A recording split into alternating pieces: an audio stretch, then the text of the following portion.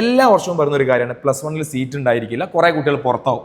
ശരിക്കും ഒരു സ്റ്റാറ്റിസ്റ്റിക്സ് വെക്കുകയാണെങ്കിൽ ഇത് വെച്ച് കറക്റ്റാണ് നമുക്ക് തോന്നും. കാരണം എന്താണെന്ന് വെച്ചിട്ടുണ്ടെങ്കിൽ ഈ വർഷം രജിസ്റ്റർ ചെയ്ത HSCAP രജിസ്റ്റർ ചെയ്ത കുട്ടികളുടെ എണ്ണമാണ് എഴുതിയിട്ടുള്ളത് 4,54,159. യെസ്, അത്രയും കുട്ടികൾ ഈ കൊല്ലം രജിസ്റ്റർ ചെയ്തിട്ടുണ്ട്. അപ്പൊ അവൈലബിൾ ആയുള്ള സീറ്റ് എത്രയാ? 4,41,887 സീറ്റ് ആകെ സയൻസ്, കൊമേഴ്സ്, ഹ്യൂമാനിറ്റീസ് ആയിട്ടുള്ളൂ. എങ്ങനെ നോക്കിയാലും 12,227 കുട്ടികൾ പുറത്താണ്. അപ്പൊ നിങ്ങളോട് ടെൻഷൻ, എന്റെ അമ്മേ ഈ 12,270 ഞാൻ പെടും. അതെ, യെസ്, എക്സാക്ട്ലി ഉണ്ടാകുന്ന സംശയമാണ്. സമയം. പക്ഷെ അങ്ങനെ സംഭവിക്കൂല. കാരണം എന്താ?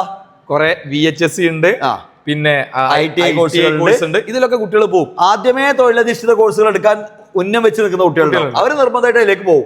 അപ്പൊ അതിൽ ഗ്യാപ്പ് വരും.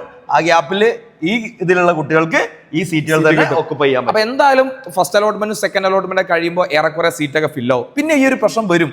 എന്നാലും ഈ കുട്ടികൾ ITയിലും അങ്ങോട്ടും ഇങ്ങോട്ടും പോയി കഴിഞ്ഞാൽ സീറ്റ് വരും. സീറ്റ് ഇല്ല എന്നൊക്കെ ആരെങ്കിലും പറഞ്ഞാൽ ടെൻഷൻ അടിക്കേണ്ട ആവശ്യമൊന്നുമില്ല. നിങ്ങൾ അവസാന അലോട്ട്മെന്റ് എന്ത് ചെയ്യുക, ക്ഷമയോടുകൂടി വെയിറ്റ് ചെയ്യുക. ഇതാണ് ആവശ്യമൊന്നുമില്ല. All the best.